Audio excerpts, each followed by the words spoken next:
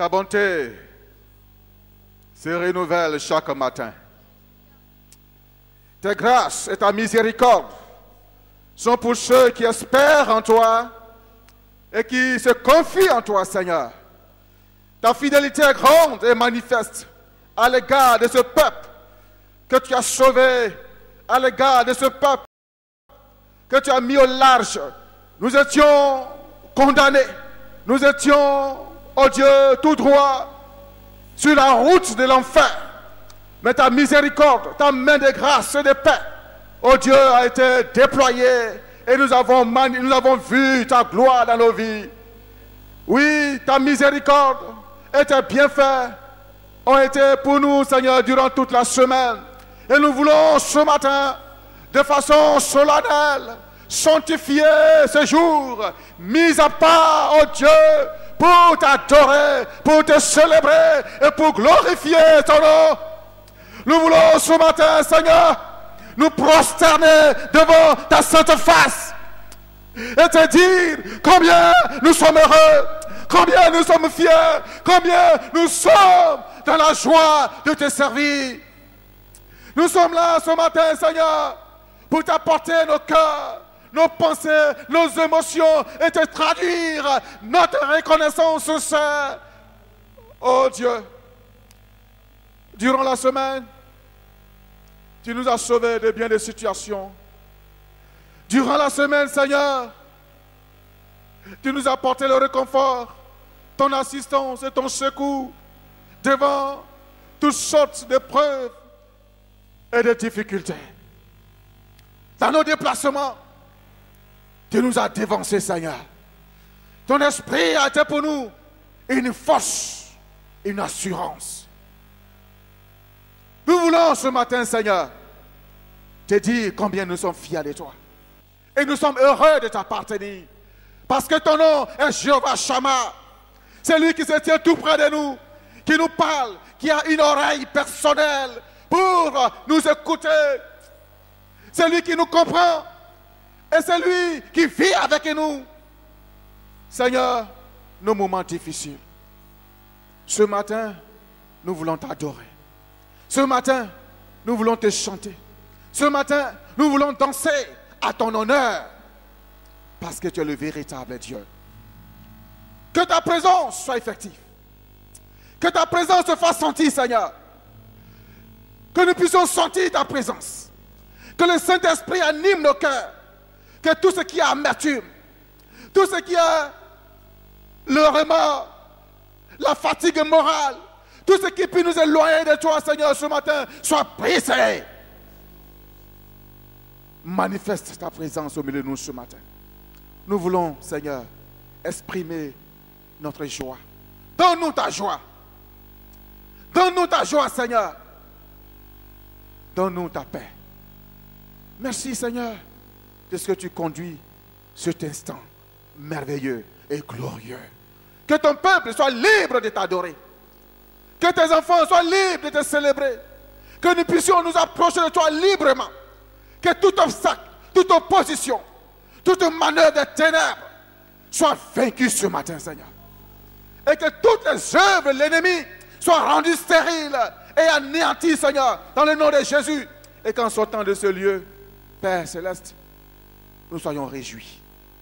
Merci infiniment pour les cantiques qui vont monter vers toi à travers nos frères et sœurs. Merci infiniment pour tous les actes d'adoration qui seront posés. La Sainte Seine, Seigneur, nous prions au nom de Jésus que tu sois avec nous. Nous prions, Seigneur, pour nos offrandes que nous allons t'apporter, Seigneur. Accueille-les favorablement, Seigneur. Merci infiniment pour ta présence qui nous fait du bien. Merci parce que tu es en ce lieu. Tu nous parles. Tu parles à nos cœurs. Tu parles au Dieu à chacun d'entre nous. Et nous croyons que ta présence sera effective. À toi seul toute la gloire au nom de Jésus-Christ. Amen. Amen. Amen. Nous acclamons la présence de notre Seigneur Jésus-Christ. Il est vivant. Il est glorieux. Il est vainqueur. Il est le roi des rois. Il est le Seigneur des seigneurs. C'est lui qui tient la vie dans la creux de sa main et qui conduit nos pas. À lui soit toute la gloire et l'adoration. Louange à toi. Avec le groupe musical Nous allons adorer notre Dieu. Pensez à la grâce de Dieu. C'est par plus grâce que nous sommes dans la présence de Dieu ce matin. Ce n'est pas par nos forces, pas par notre puissance. C'est la grâce de Dieu. Alléluia. Ton règne est éternel, Seigneur.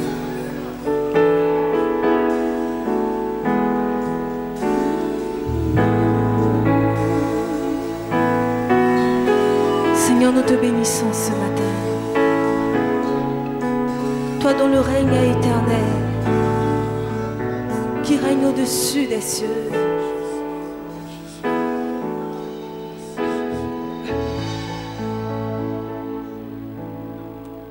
Seigneur notre Père, tu es glorieux. Nous t'adorons et nous t'aimons. Que ton règne s'établisse en ce temple. Que ton peuple proclame ta grandeur. Seigneur notre Père, tu es glorieux. Nous t'adorons, Seigneur. Et nous t'aimons. Que ton règne s'établisse sur la terre, que ton peuple proclame ta grandeur. Seigneur notre Père, tu es glorieux. Nous t'adorons, Seigneur.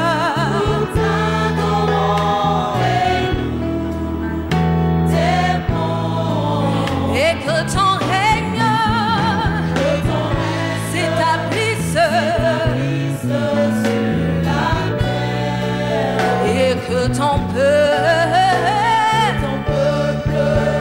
proclame ta grandeur. Nous te bénissons, oh Dieu, tout puissant. Tu es vivant et nous te bénissons, oh Dieu, oh Dieu, oh Dieu. Tout puissant, ton règne, nous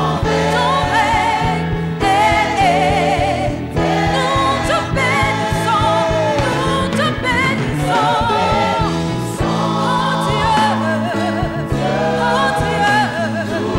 oh Dieu, tu es vivant et tu nous te bénissons, oh Dieu,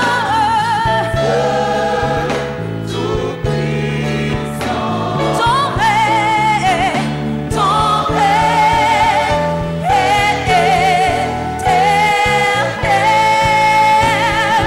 nous te bénissons, oh Dieu, tout puissant.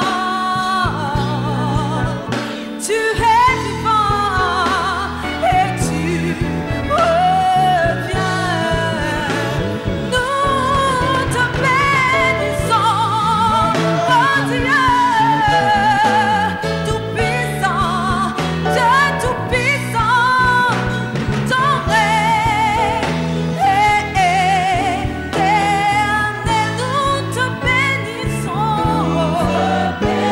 Sois élevé, Seigneur, sois adoré, Seigneur. Tu es vivant et tu reviens. Oh, tu es vivant et nous te bénissons. Les anges, ce que les mystiques recherchent, ce que tous les hommes de ce monde, avec leur richesse, leurs milliards recherchent, qui ne peuvent pas l'avoir. Mon frère, tu n'as rien payé, tu n'as rien, mais tu es héritier de la vie éternelle. Et cela mérite que tu adores ton Dieu. Cela mérite que tu loues ce Dieu. Parce qu'il n'y a pas plus grand miracle que d'être héritier de la vie éternelle. Que de connaître ce Dieu qui a dit tout est accompli. Mon frère, lève-toi et adore ton Dieu de tout ton cœur. Oublie tes problèmes, oublie tes difficultés, oublie tes angoisses et adore celui qui t'a donné d'être héritier de la vie éternelle. Prions le Seigneur ensemble. Lèvons-nous et adorons ce Dieu de tout notre cœur. Réalisons sa grâce. Alléluia. Nous te bénissons, Seigneur. Sur le trône. Oui, tu es le Dieu de miracles. Alléluia. Alléluia. Nous te bénissons, Papa. Parce que tu es Dieu vivant, tu es incomparable. Tu es incomparable. C'est toi qui nous as donné le plus grand des miracles. Tu nous as sauvés. Que ton nom soit béni. Alléluia. Gloire à toi.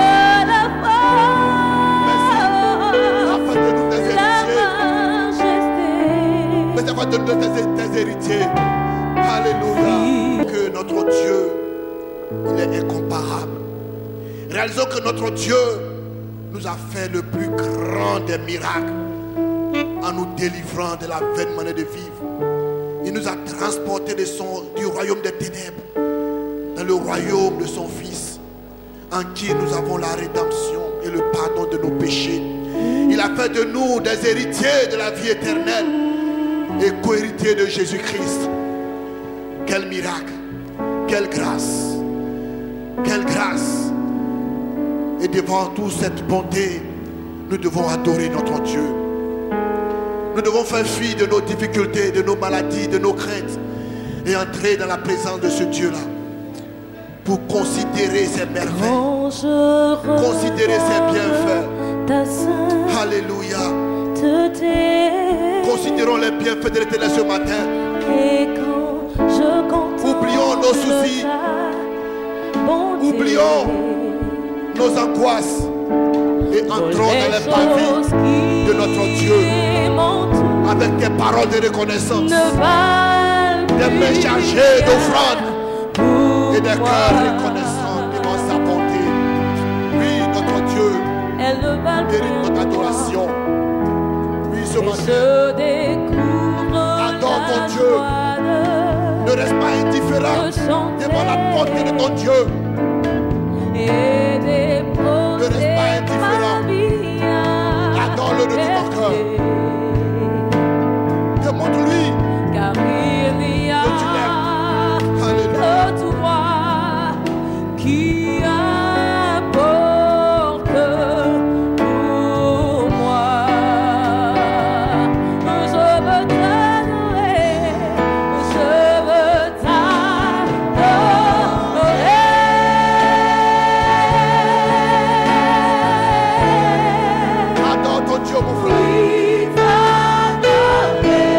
Ton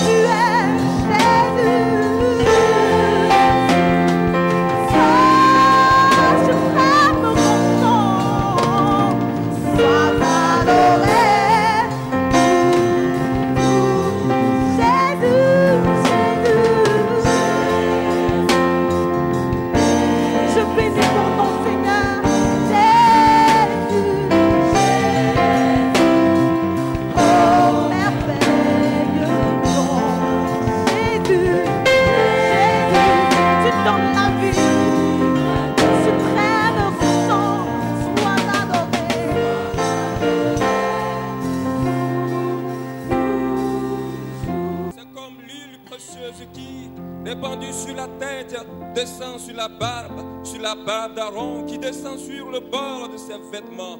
C'est comme la rosée de l'Hermon et qui descend sur les montagnes de Sion. Car c'est là que l'Éternel envoie la bénédiction, la vie pour l'éternité. Alléluia. Nous sommes heureux d'être là dans la présence de notre Dieu pour magnifier et exalter son Saint-Nom. Celui qui a gardé nos vies, celui qui a pris soin de chacun d'entre nous, qui était souffrant, malade pendant toute cette semaine. Mais Dieu, dans son amour, dans sa grâce et dans sa grande bonté, a veillé sur nos vies, nous a relevés, nous a guéris de nos maladies. Et ce matin, il accepte de nous réunir dans sa présence. À lui seul soit la gloire ce matin. Nous allons tout à l'heure continuer notre culte de louange et d'adoration. Nous avons parlé depuis quelques jours de cette grande campagne d'évangélisation avec l'évangéliste Gauthier Yannick Frank. Depuis hier, il a eu l'occasion de se rendre à la prison de Grand Bassam pour partager la bonne parole de Dieu avec ses amis à la prison. Ils ont eu un grand moment, un moment merveilleux avec l'assistance du Saint-Esprit, avec l'assistance de Dieu. Et ce matin, il va prendre la parole pour vous saluer et aller faire le culte au Toit Rouge. Et certainement, pendant toute la semaine, nous aurons l'occasion de le découvrir davantage. Bien-aimés.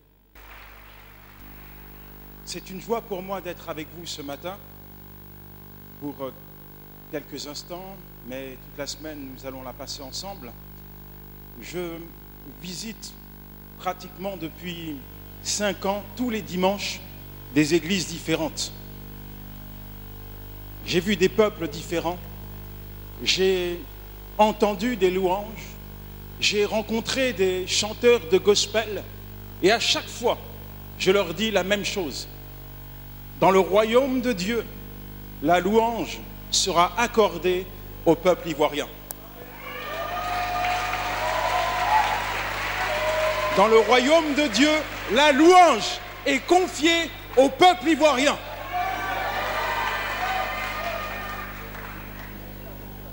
Vous avez les salutations de mon épouse qui n'a pas pu venir avec moi. J'aurais tellement souhaité, tellement aimé qu'elle soit là. Ce sera pour la prochaine fois. Pour l'instant, elle a dû rester avec nos 6 enfants à la maison.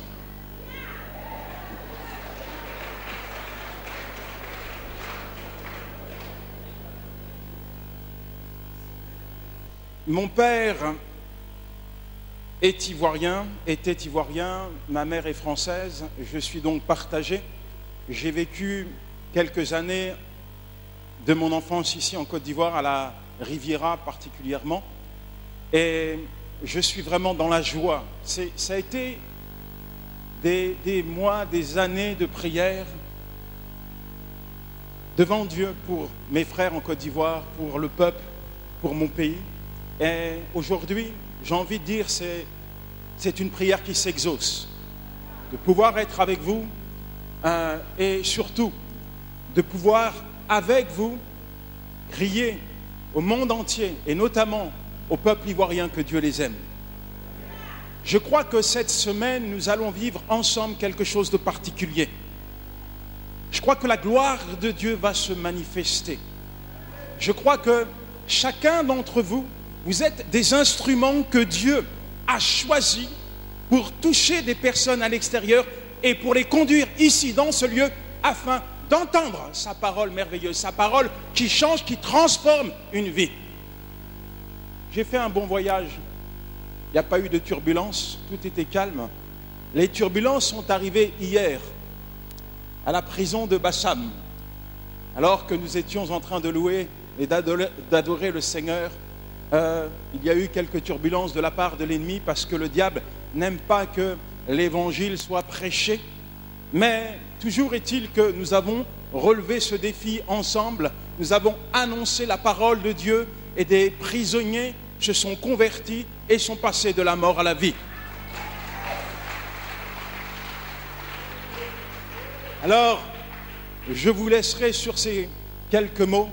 Soyez des acteurs cette semaine pour le royaume de Dieu. Mettez votre emploi du temps de côté et engagez-vous avec nous dans cette campagne d'évangélisation. Merci. Engagez-nous pour le royaume du Seigneur. Nous allons nous incliner pour adorer une fois encore le Seigneur. Dire au Seigneur que nous l'aimons. L'apôtre Paul le dira aux chrétiens de Philippe, dans le livre des Philippiens, le chapitre 2, à partir du verset 1 jusqu'au verset 4. Si donc il y a quelque consolation en Christ, s'il y a quelque soulagement dans la charité, s'il y a quelque union d'esprit, s'il y a quelque compassion et quelque miséricorde, rendez ma joie parfaite. Ayant un même sentiment, un même amour, une même âme, une même pensée. Ne faites rien en esprit de parti ou par vaine gloire, mais que l'humilité vous fasse regarder les autres comme étant au-dessus de vous-même. Que chacun de vous, au lieu de considérer ses propres intérêts, considère aussi ceux des autres. Nous allons dire au Seigneur que nous l'aimons. Nous l'aimons de tout notre cœur. La même manière qu'il nous a aimés, qu'il nous a envoyé son Fils à la croix du Calvaire, donnant sa vie pour nous sauver, nous arracher de la main du diable pour le royaume céleste. Dans sa sainte présence, nous voulons lui dire ce matin que nous l'aimons. Ensemble, pouvons nous approcher de notre Dieu pour crier à lui. Lui dire merci Seigneur parce que tu nous as aimés. Nous voulons ce matin manifester ce grand amour que tu as manifesté à la croix pour nous. Te dis combien nous t'aimons.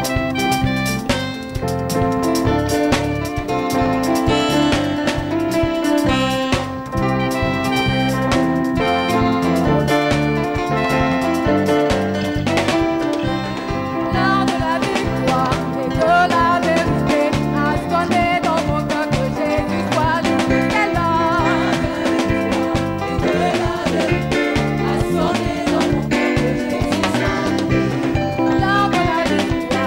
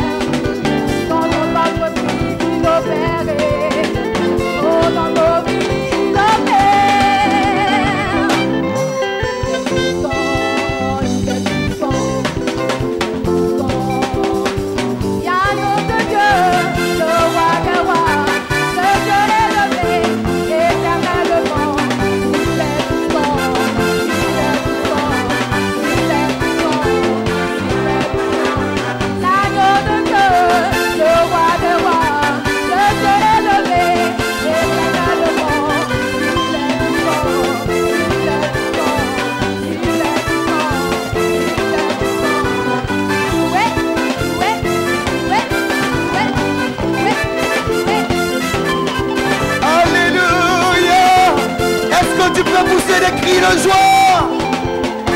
Eh ben, je veux voir tes pas de danse. On y va, on y va, on y va.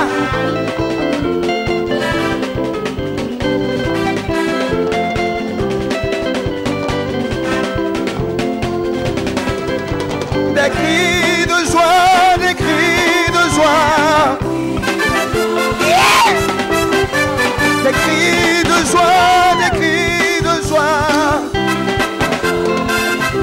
Hey! Des acclamations, des acclamations. Je dis des cris de joie, des cris de joie. Pour ces des cris de joie, l'Éternel notre roi. Hey! Jésus, Jésus, Jésus, Jésus, je veux te louer. Jésus, je veux t'adorer. Jésus, des cris de joie, des cris de joie. Hey! Je dis des cris de joie, des cris de joie. Hey! Des acclamations, des acclamations. Et bah, oh, des acclamations à l'Éternel notre roi. Et Jésus, Jésus, Jésus, Jésus, moi je veux le louer, je veux le louer, moi je veux l'acclamer, je veux le célébrer. Hey, Jésus, Jésus, Jésus, Jésus,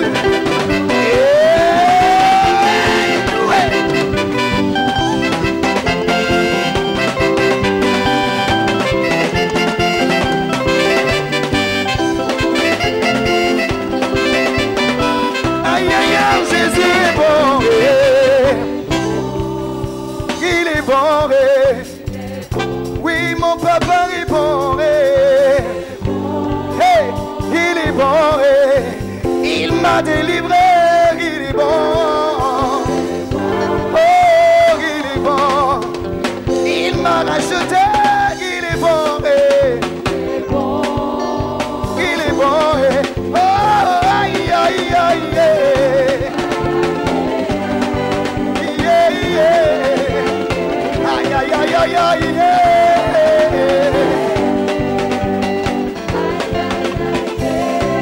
Emmanuel est bon,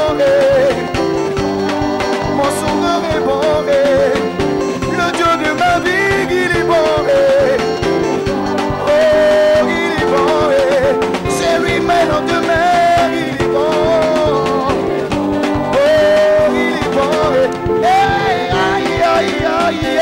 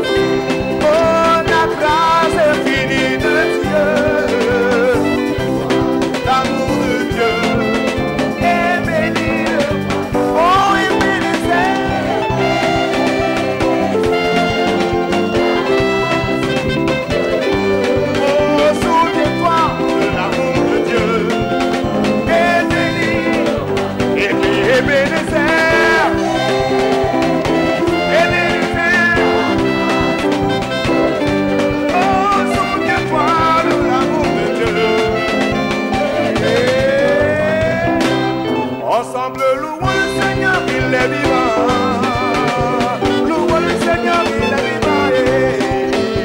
Louons le Seigneur, car il est vivant. Louons le Seigneur. Ensemble, louons le Seigneur. Ah, ah. Il faut le louer pour sa vie, pour sa paix dans ta vie. Et louons-le.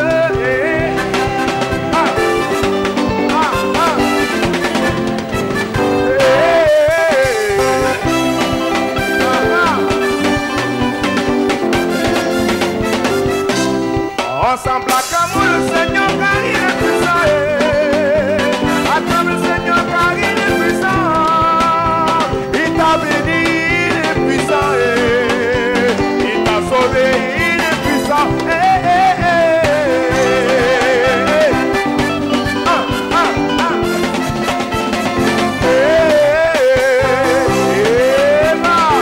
Est-ce qu'on peut louer le Seigneur?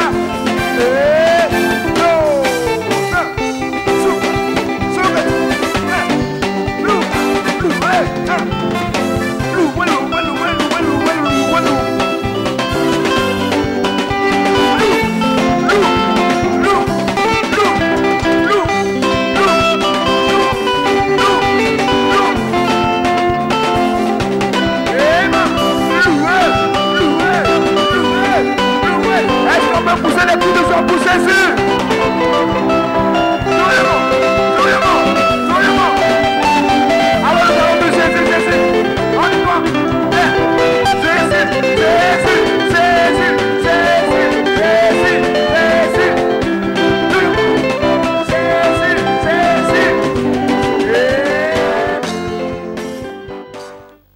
Tout à l'heure, nous aurons l'occasion d'écouter le pasteur Tchétché Richard.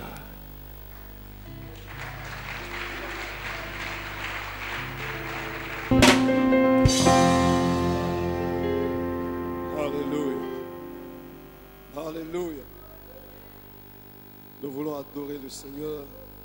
Nous voulons le servir lui seul. Parce que lui seul mérite l'adoration. Dieu nous a créés.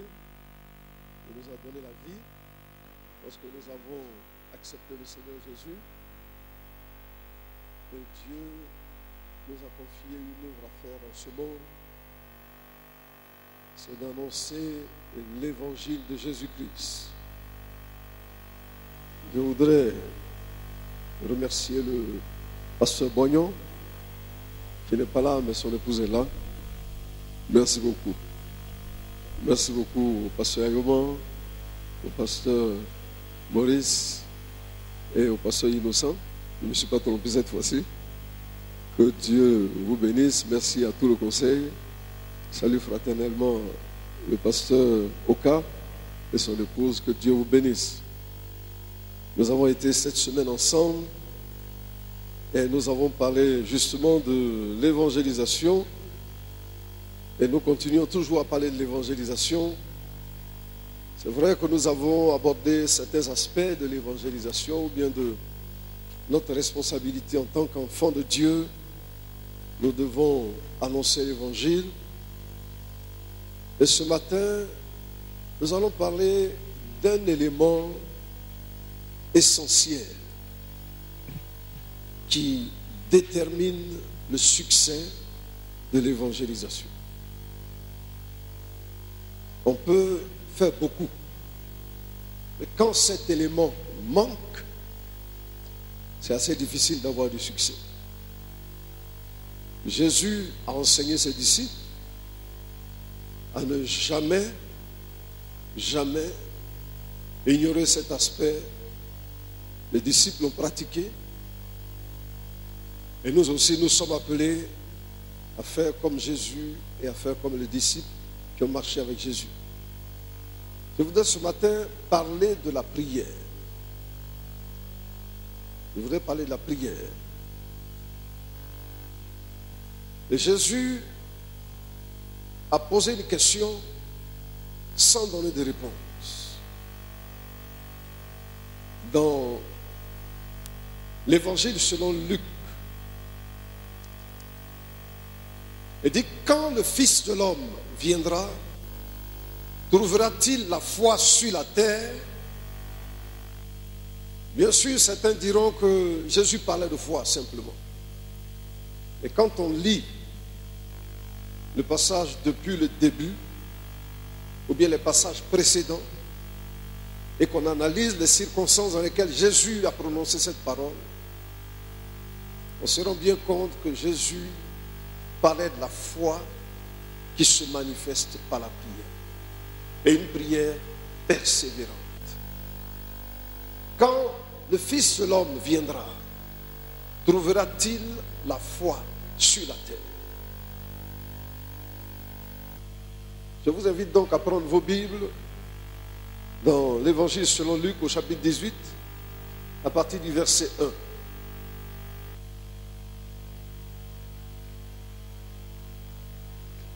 Jésus leur adressa une parabole pour montrer qu'il faut toujours prier et ne point se relâcher. Il dit, il y avait dans une ville un juge qui ne craignait point Dieu et qui n'avait d'égard pour personne. Il y avait aussi dans cette ville une veuve qui venait lui dire, fais-moi justice de ma partie adverse. Pendant longtemps, il refusa. Mais ensuite, il dit en lui-même, quoique je ne craigne point Dieu et que je n'ai d'égard pour personne, néanmoins, parce que cette veuve m'importune, je lui ferai justice, afin qu'elle ne vienne pas sans cesse me rompre la tête. Le Seigneur ajouta, entendez ce que dit le juge inique. Et Dieu ne fera-t-il pas justice à ses élus qui crient à lui jour et nuit? Et tardera-t-il à leur égard? Je vous le dis, il leur fera promptement justice. Mais quand le Fils de l'homme viendra, trouvera-t-il la foi sur la terre? Quand le Fils de l'homme viendra, trouvera-t-il la foi sur la terre? Jésus pose la question et Jésus ne donne pas de réponse. Ce n'est pas parce qu'il ne connaît pas la réponse. Quand Dieu demande quelque chose, le Dieu omniscient sait exactement la réponse. Il connaît nos pensées. Il connaît les choses qui vont arriver avant qu'elles arrivent. Parce que Dieu connaît le passé, il connaît le présent, il connaît l'avenir. Rien n'est caché pour Jésus. Jésus savait si, au moment de son retour, il allait trouver la foi. Cette foi qui se manifeste par la persévérance dans la prière. Mais il ne donne pas de réponse.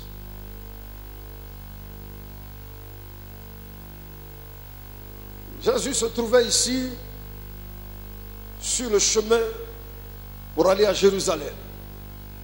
Il avait exercé son ministère en Galilée.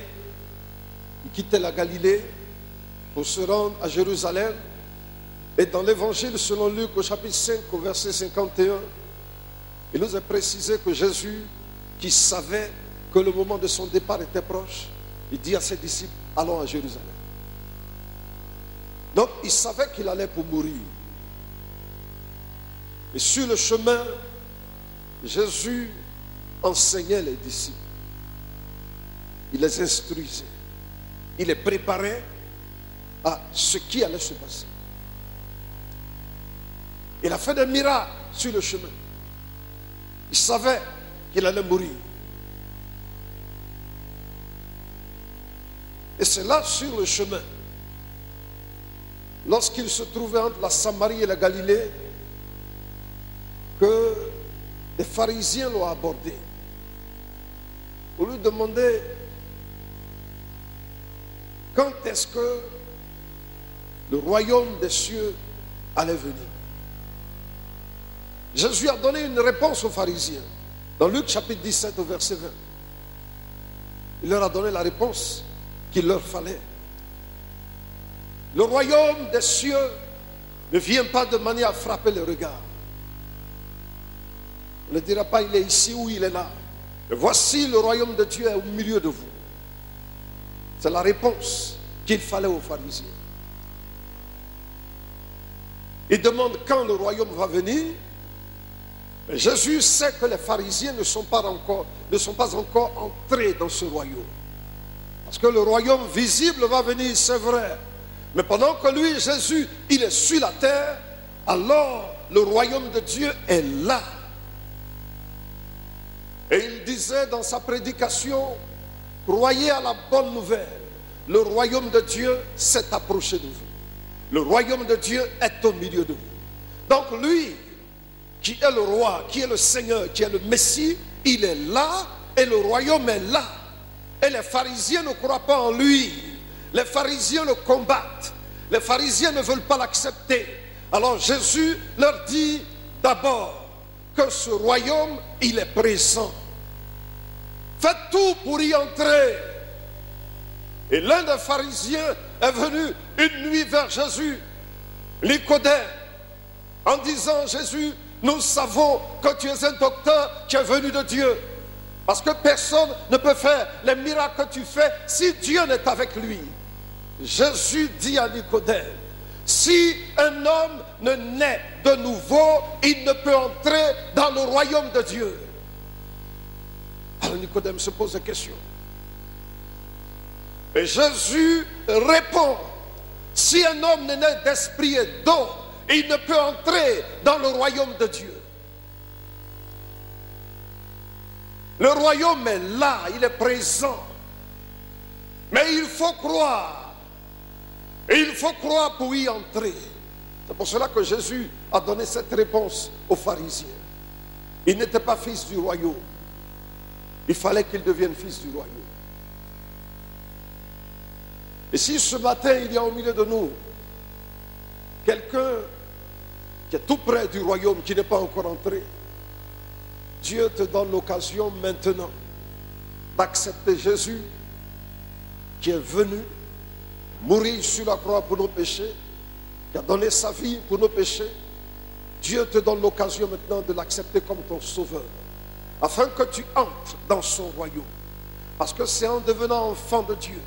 Et quand Jésus parlait à Nicodème en continuant, il lui a dit, de même que Moïse a élevé le serpent dans le désert, il faut que le Fils de l'homme soit élevé, afin que quiconque croit en lui ait la vie éternelle. Donc pour entrer dans le royaume, il faut croire au Fils qui a été crucifié et qui est mort pour nos péchés. Mais lorsqu'il se tourne vers ses disciples, alors là, il leur donne des avertissements.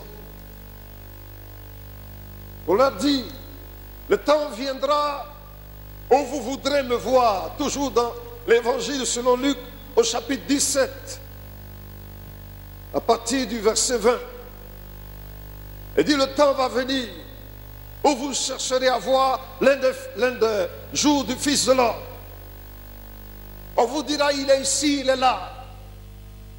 N'y allez pas.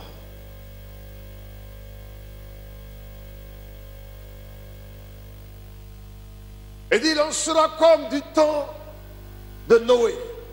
Les hommes mangeaient, buvaient, mariaient leurs femmes, mariaient leurs enfants, et se mariaient. Jusqu'au jour où le déluge est venu, de façon soudaine. Il en sera comme du temps de Lot, où les hommes vendaient, achetaient, mangeaient, bâtissaient, faisaient tout dans Sodome et Gomorrhe, jusqu'au jour où le feu est descendu sur ces deux villes. Donc de façon soudaine, le roi va venir, il va revenir. Et justement, le Seigneur Jésus nous parle de son retour. Il dit quand le Fils de l'homme viendra, parce qu'il va revenir, le monde ne va pas continuer comme cela. Les choses ne vont pas rester en l'état. Dieu va changer le cours de tous les événements. La manière dont ce monde est gouverné, la manière dont ce monde est dirigé, tout cela va changer. Jésus va revenir.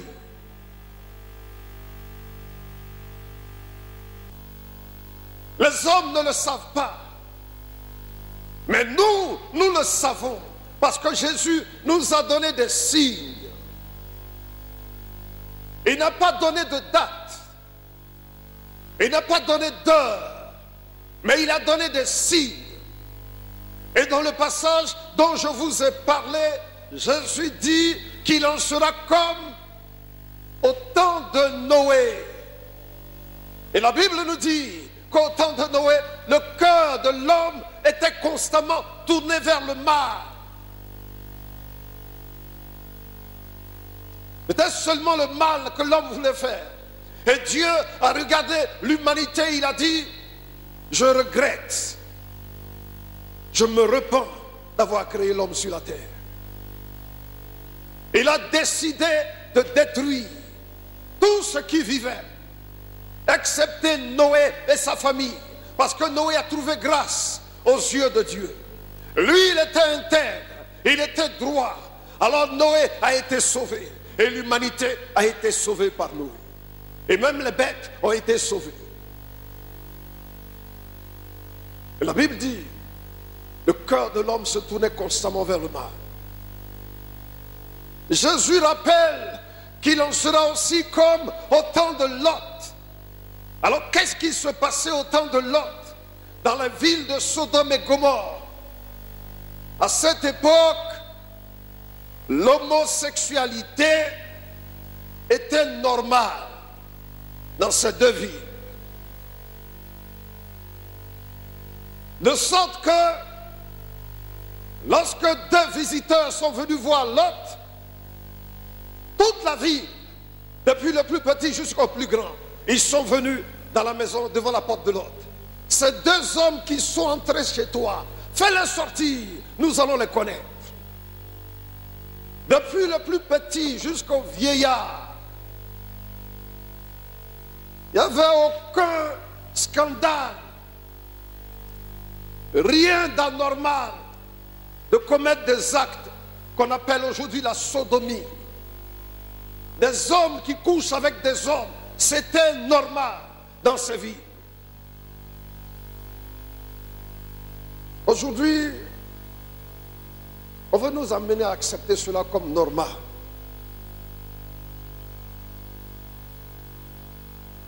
Et justement parce que nous sommes à la fin des temps. Justement parce que Jésus revient. Comment peut-on demander?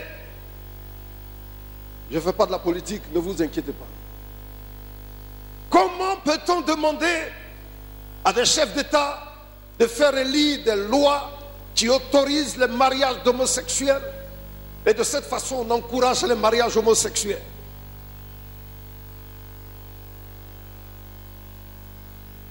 On marie les homosexuels dans certaines églises. Ici on n'en a pas vu encore.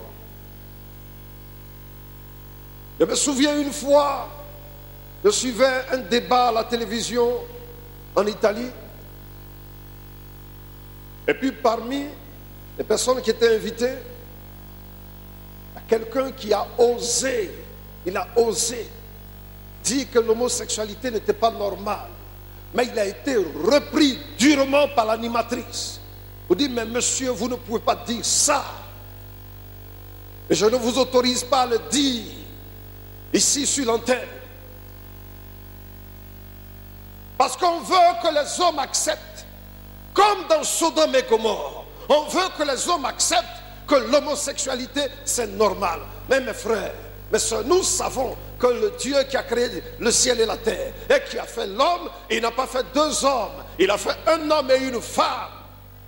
Alors ce n'est pas à nous aujourd'hui de changer ce que Dieu a fait. Et quand Dieu a fait un homme et une femme, il a trouvé que cela était très bon. Donc aujourd'hui, on veut qu'un homme et une femme, un homme et un homme s'unissent et que cela soit accepté. Non, mes frères, nous sommes dans les derniers temps.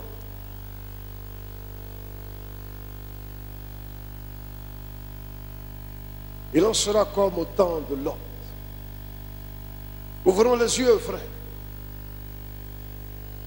Jésus a dit, il y aura des guerres, il y aura des bruits de guerre, il y aura des famines, des épidémies. Jésus en a parlé. Un royaume se lèvera contre un autre royaume. Il y aura des faux prophètes. Et ce ne sera pas encore la fin. Et Jésus dit de deux personnes qui seront dans un lit, l'une sera prise et l'autre laissée. De deux femmes qui seront en train de moudre, l'une sera prise et l'autre laissée. De deux hommes qui seront dans un champ, l'un sera pris et l'autre laissé. C'est pour cela qu'il demande que l'Église soit vigilante, que les chrétiens ouvrent les yeux. Quand le Fils de l'homme viendra, trouvera-t-il la foi sur la terre? Je voudrais juste m'arrêter là concernant le retour de Jésus, parce que ce n'est pas le thème. C'est juste pour venir à ce qui est essentiel. Après avoir parlé de son retour, Jésus au chapitre 18, il donne la parabole de la veuve. Une femme veuve, une femme qui a perdu son mari et qui avait affaire à un juge qui ne craignait pas Dieu. Et cette femme, chaque jour, allait voir le juge pour dire au juge, fais-moi justice de ma partie adverse. Le juge la renvoyait et elle revenait le lendemain. Et le juge la renvoyait et elle revenait encore. Alors à un certain moment, le juge a dit, si je ne donne pas à cette femme ce qu'elle me demande, elle ne va pas cesser de me rompre la tête. Et Jésus dit, écoutez ce que dit le juge inique. Et Dieu ne fera-t-il pas justice à ses élus qui crient à lui jour et nuit? Et c'est en terminant qu'il dit, mais quand le Fils de l'homme viendra, trouvera-t-il la foi sur la terre? Au début, au verset 1, Jésus dit, il a dit, Jésus a donné cette parabole pour montrer qu'il faut toujours prier et ne pas se relâcher.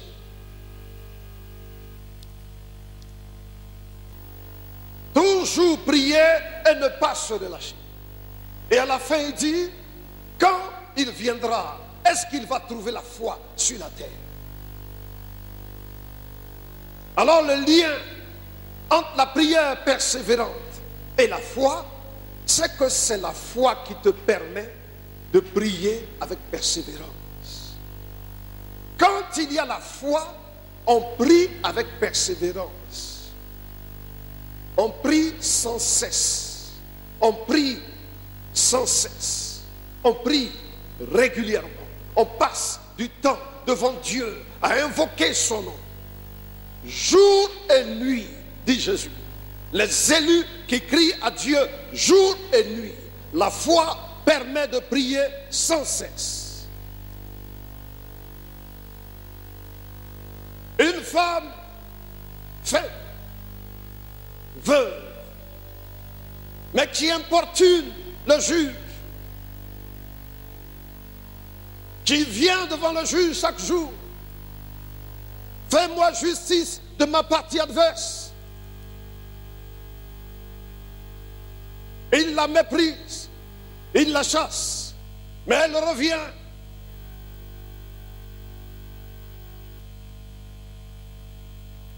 Le Seigneur veut trouver une église qui prie sans cesse. La prière doit être le centre de notre marche et de notre vie chrétienne. Jésus veux trouver une église à genoux en train de prier. Pas une église qui se laisse entraîner dans des distractions. Pas une église qui se laisse entraîner dans des futilités. Mais la chose que Jésus veut retrouver à son retour, c'est une église qui prie sans cesse.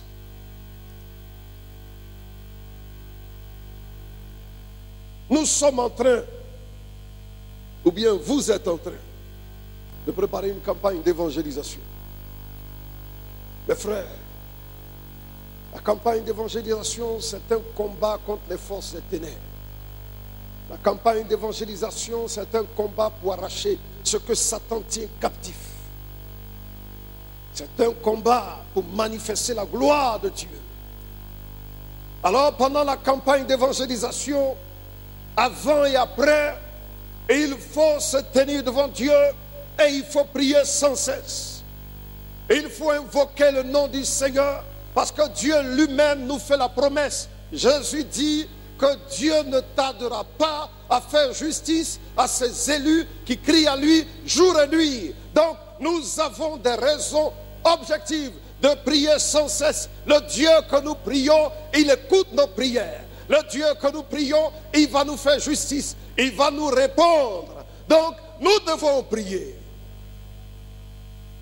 Dans l'évangile selon Matthieu, au chapitre 15, et je voudrais qu'on puisse prendre le texte, parce qu'on ne perçoit pas souvent la relation qu'il y a entre la prière persévérante et la foi.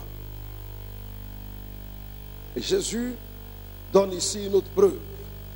Matthieu chapitre 15, à partir du verset 21. Jésus étant parti de là, se retira dans le territoire de Tyr et de Sidon.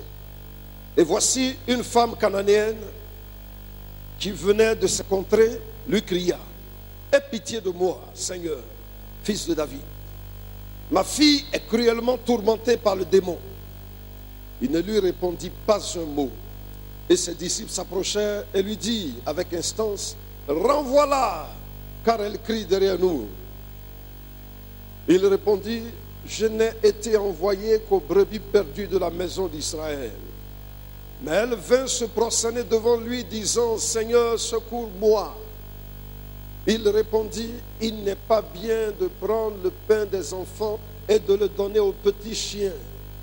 Oui, Seigneur, dit-elle, mais les petits chiens mangent les miettes qui tombent de la table de leur maître. Alors Jésus lui dit: femme, ta foi est grande, qu'il te soit fait comme tu veux. Et à l'heure même, sa fille fut guérie.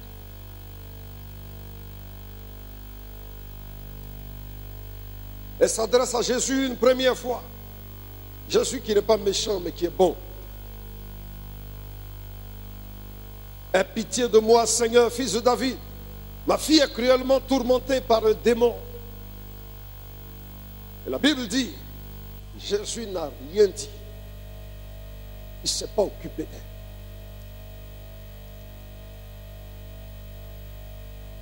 Il ne s'est pas occupé d'elle. Il marche.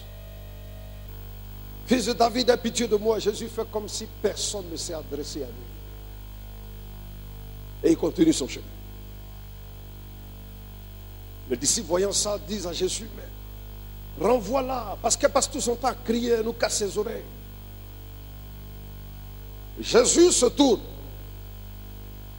Après avoir gardé le silence, il donne une réponse, mais une réponse négative.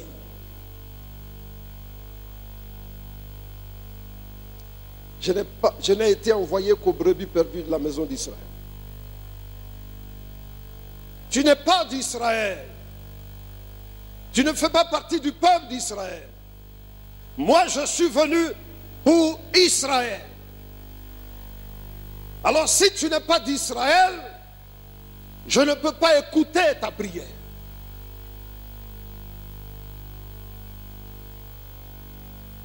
Ce que tu me demandes, ce sont les fils d'Israël qui ont le droit de le demander. Mais toi, tu n'es pas d'Israël. Malgré cette réponse, la femme persiste. Seigneur, secours-moi. Et là, la réponse de Jésus est encore plus dure. Il n'est pas bien de prendre le pain des enfants et de le jeter aux petits chiens. Ah, c'est fort.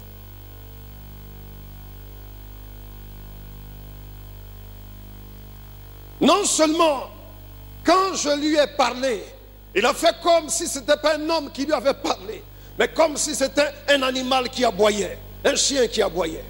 Ensuite, la réponse qu'il me donne, c'est que moi, je ne suis pas d'Israël. Et je lui demande encore et il me dit, et il traite ma fille de petit chien.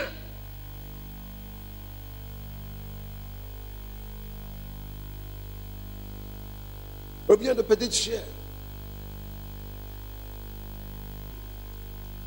Ce que tu demandes, c'est pour ceux qui font partie du peuple.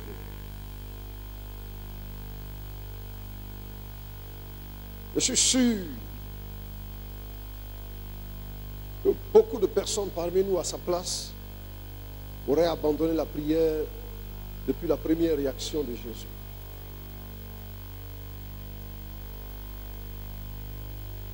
Et il y a beaucoup qui ont cessé d'adresser certains sujets de prière parce qu'ils n'entendent aucune réponse.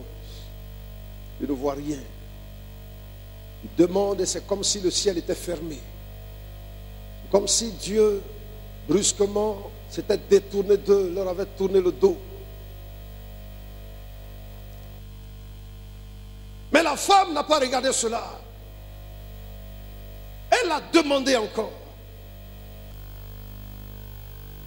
Je ne suis pas d'Israël, ce n'est pas un problème. Mais il y a ma fille qui est malade. Et toi, tu peux la guérir. Alors, il faut que tu guérisses ma fille. Et tant que tu ne la guéris pas, je ne te laisserai pas. Tu peux dire ce que tu veux. Tu peux me renvoyer. Les disciples peuvent me renvoyer. Mais moi, je serai là. Jésus guérit ma fille. Elle est tourmentée par les démons. Délivre-la, Jésus. Alors Jésus dit, ta foi est grande. Elle a persévéré. Elle a persévéré.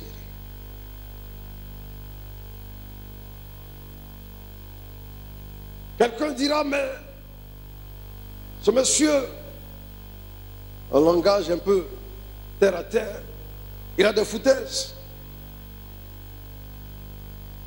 Je lui parle, il ne me répond même pas. Et il me répond, c'est pour me dire que moi je suis une chienne. Ben, il se prend pour qui ce monsieur? Si ma fille n'est pas guérie, il n'y a pas de problème, moi je m'en vais. Non. Elle avait la foi. Elle avait la foi. Son orgueil, elle l'a mis de côté. Ses honneurs, elle les a mis de côté. Sa fille doit être guérie. Et il faut que sa fille soit guérie. Et il faut qu'elle reste devant Jésus à le supplier jusqu'à ce que Jésus réponde. Et Jésus a répondu. Jésus a répondu, mon frère. Jésus dit, il faut prier sans cesse et ne jamais se relâcher. Jésus a pris la parabole pour enseigner ses disciples. Mais la question reste posée. Parce qu'il n'a pas donné de réponse. Quand le Fils de l'homme viendra, trouvera-t-il la foi sur la terre? Jésus ne donne pas de réponse parce que Jésus s'attend à ce que chacun donne une réponse.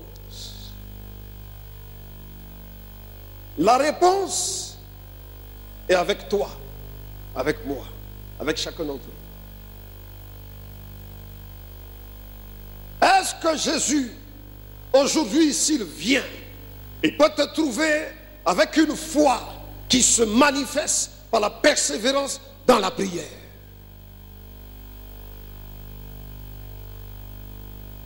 Les premiers chrétiens ont répondu.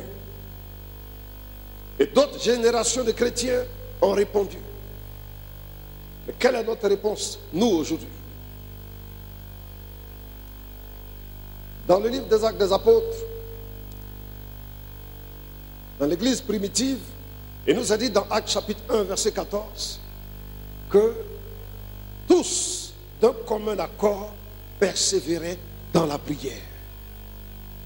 Avec Marie, la mère de Jésus, avec les frères de Jésus, avec tous les apôtres, ils persévéraient dans la prière. Ça, c'était au moment où ils attendaient la venue du Saint-Esprit. Et quand le Saint-Esprit est venu, Actes chapitre 2, verset 42, il a dit, ils persévéraient dans la communion fraternelle, dans la fraction du pain, dans la prière. Ils persévéraient dans la prière. Et il nous a dit, du verset 46 au verset 47, qu'ils étaient tous ensemble, chaque jour, dans le temple. Et ils priaient, ils passaient du temps devant Dieu. L'église du temps des apôtres était une église qui aimait passer du temps dans la prière. Les premiers chrétiens savaient persévérer dans la prière. Et pour eux, ils ont donné une réponse positive à Jésus. Si tu dois venir en notre époque, nous sommes prêts à te montrer que nous aussi, nous avons la foi, et la foi qui s'exprime par la persévérance dans la prière. Jésus leur a dit d'attendre à Jérusalem et qu'ils allaient recevoir le baptême du Saint-Esprit. Et ils ont attendu à Jérusalem et il nous a dit qu'ils persévéraient dans la prière. Et ils priaient, et ils priaient. Ils n'avaient pas prévu que le Saint-Esprit descende sur eux le jour de la Pentecôte. Mais la Bible nous dit que comme ils se réunissaient dans la chambre haute pour persévérer dans la prière, le jour de la Pentecôte, ils étaient là où ils se réunissaient d'habitude. Et le Saint-Esprit est venu sur eux. Ils ont entendu un bruit comme le bruit d'un vent puissant. Et ils ont vu des flammes de feu qui sont apparues et qui se sont posées sur chacun d'entre eux. Ils ont été remplis du Saint-Esprit. Et ils ont commencé à parler en d'autres langues. Et ils ont persévéré. Aujourd'hui, nous célébrons la Pentecôte. Mais eux, ils ne s'attendaient pas à recevoir le baptême du Saint-Esprit le jour de la Pentecôte. Ils étaient là. Peu importe le jour, quel que soit le temps que ça va mettre. Mais ils étaient là dans la chambre haute, en train de prier. Chaque jour, et ils se retrouvaient là pour prier.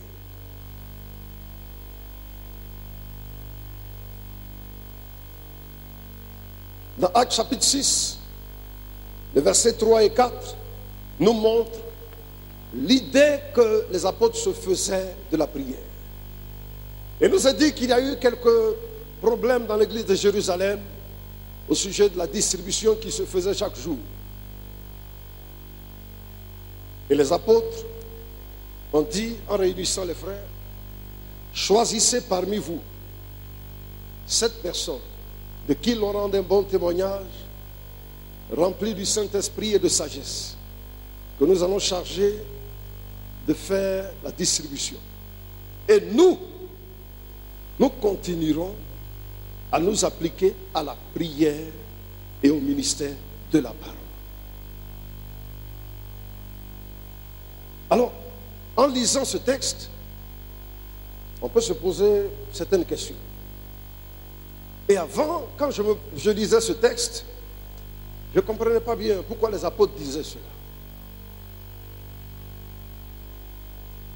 Parce qu'un serviteur de Dieu, la prière, ça fait partie de sa vie normale. Mais pourquoi ils disent, nous allons nous appliquer à la prière et au ministère de la parole. Ils ne disent pas, nous allons continuer à prêcher l'évangile. Nous allons continuer à exercer notre ministère. Mais ils disent, nous allons continuer à nous appliquer à la prière et au ministère de la parole. La prière était une priorité pour eux. La prière était une priorité pour eux. Et ils ont vécu avec Jésus. Ils ont vu comment Jésus a vécu. Et ils ont entendu tous les enseignements que Jésus a donnés. Et mettant en pratique les enseignements qu'ils ont reçus de Jésus, cherchant à imiter Jésus, ces apôtres ont donné la priorité à la prière. La prière d'abord, avant toute chose. La prière avant la prédication de la parole de Dieu. La prière avant l'exercice du ministère. La prière avant tout, c'est la priorité des priorités dans nos activités quotidiennes. Si nous mettons la prière en arrière, alors nous nous sommes égarés. Mais la prière doit être la priorité dans nos activités quotidiennes. Lorsque le matin tu te lèves, il faut premièrement te soucier du temps que tu dois passer devant Dieu. Et lorsque tu finis ta journée, tu dois penser au temps que tu as passé devant Dieu. Et si tu ne l'as pas fait, il faut le rattraper. La prière d'abord, avant toute activité, avant tout programme, avant tout projet, la prière. La prière est le ministère de la parole. Les premiers chrétiens ont donné la réponse que Jésus attendait. Ils persévéraient dans la prière. Et les apôtres donnaient une place importante à la prière. Et ils l'ont fait. Ils sont morts. Ils ont fini leur temps. Mais la question demeurait. Ou bien la question demeure. Parce que Jésus n'est pas encore venu. Paul pensait que Jésus allait venir en son temps. Et beaucoup d'entre eux s'attendaient au retour de Jésus de leur vivant. Mais Jésus n'est pas venu. Ils sont morts. Et Jésus est encore loin. Ou bien Jésus est à la porte. Avec le temps, après la mort des apôtres, à un certain moment, l'Église a oublié ce qui faisait la force de l'Église primitive. Et les gens se sont égarés dans toutes sortes de considérations. Mais dans les années 1900, précisément aux États-Unis, il y a eu un petit groupe de personnes qui a pris conscience de la nécessité du baptême du Saint-Esprit et de l'action du Saint-Esprit. Et ils se réunissaient. Au départ, ils étaient une trentaine de personnes, avec un serviteur de Dieu à leur tête. Ils ont décrété 5 semaines de prière, chaque jour, cherchant le baptême du Saint-Esprit. Pendant les 5 semaines, il n'y a rien eu. Ils ont décidé de faire 10 jours de jeûne et prière. Un premier jour, rien, toujours. Deuxième, rien. Le troisième jour, parmi les 30, un a commencé à parler en langue. Alléluia. Quelques jours après, 6 autres ont commencé à parler en langue, baptisés du Saint-Esprit. Et celui qui les conduisait, qui les dirigeait, qui les enseignait, et qui n'était pas baptisé du Saint-Esprit, alors quand il a vu tout cela, il a passé toute une nuit en prière. Et il a été rempli du Saint-Esprit. À partir de cet instant-là, ce petit groupe de 30 personnes a commencé à grandir.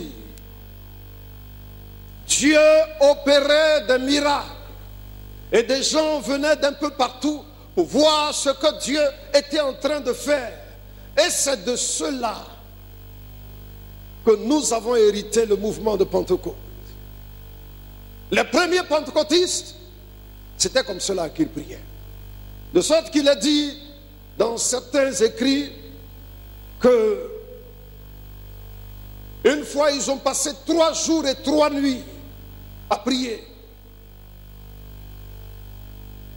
Et puis après, ils continuaient toujours à se réunir dans cette rue de Los Angeles et ils se retrouvaient là pour prier. Et ceux qui ont participé à ces réunions de prière disaient que la réunion pouvait commencer à 10 h le matin et puis se terminer vers minuit. Alléluia. Une réunion de prière.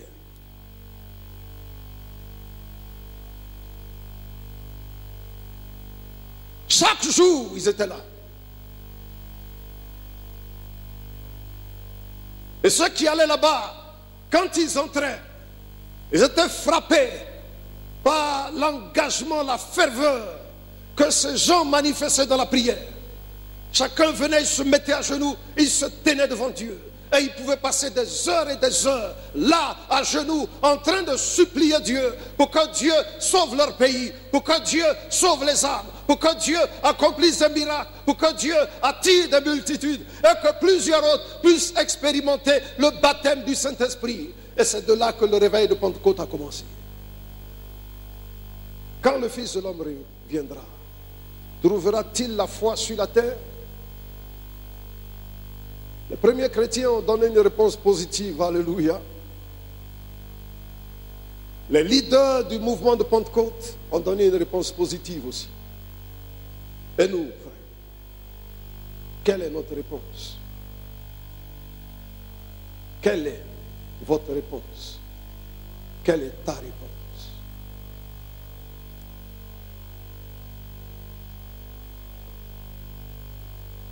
Que le Seigneur nous permette de comprendre cette vérité. Quand le Fils de l'homme viendra, trouvera-t-il la foi sur la terre? Je voudrais que nous puissions nous tenir ensemble debout. Et qu'aujourd'hui, chacun d'entre nous donne une réponse personnelle. Ce n'est pas une réponse collective que Dieu attend. C'est une réponse personnelle. Jean a donné sa réponse. Pierre a donné sa réponse. Les premiers pentecôtistes ont donné leur réponse. Et toi? Est-ce que Jésus revient? Va-t-il te trouver en train de persévérer dans la prière? Nous allons demander à Dieu ce matin de nous visiter. Parce que nous voulons être renouvelés.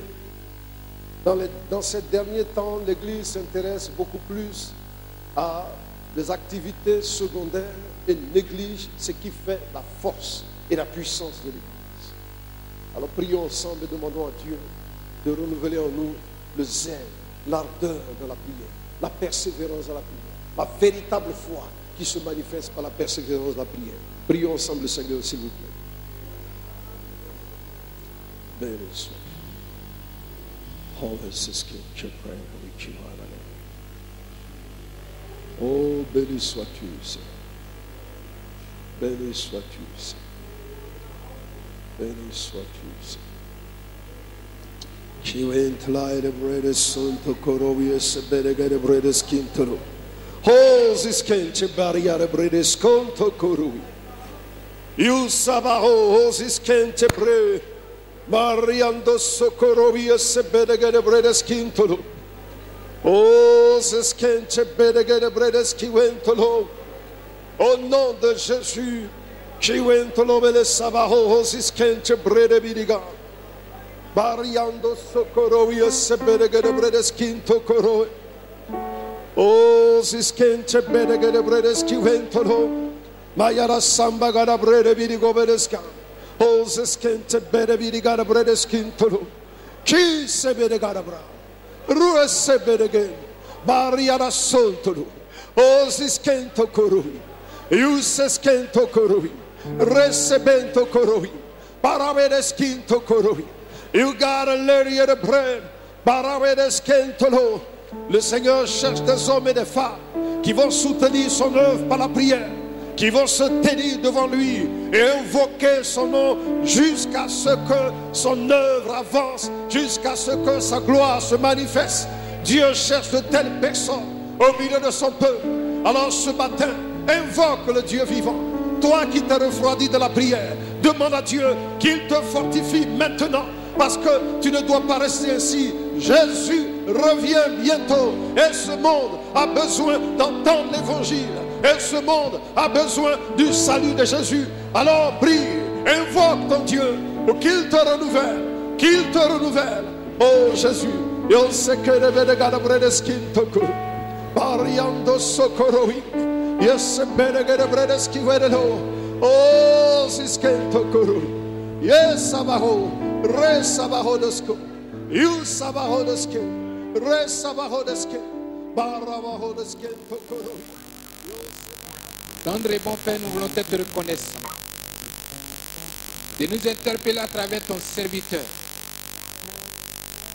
Parce que la chose que tu veux trouver en nous, demeurer dans la foi. À cause des épreuves de cette vie, combien de fois beaucoup ont déjà abandonné, beaucoup sont prêts à abandonner. Et tu as passé par ton serviteur pour nous renouveler, pour nous faire asseoir en toi. Oui, c'est vrai. Je te prie non seulement pour mes frères ici, mes soeurs ici, mais dans le monde entier, car ton retour concerne la planète entière. Aide-nous pour quand ton retour, tu trouves de la foi sur terre. Bénis chacun de nous qui a entendu cette parole. Que ta grâce permette que cette parole soit enracinée en chacun de nous. Que ta grâce nous accompagne avec cette parole et que ton amour nous environne. Merci de nous accompagner et de guérir même ceux qui sont souffrants, qui n'ont pas pu venir. Permets qu'ils viennent dans les jours à venir te louer. Merci pour ta grâce, au nom de Jésus. Amen.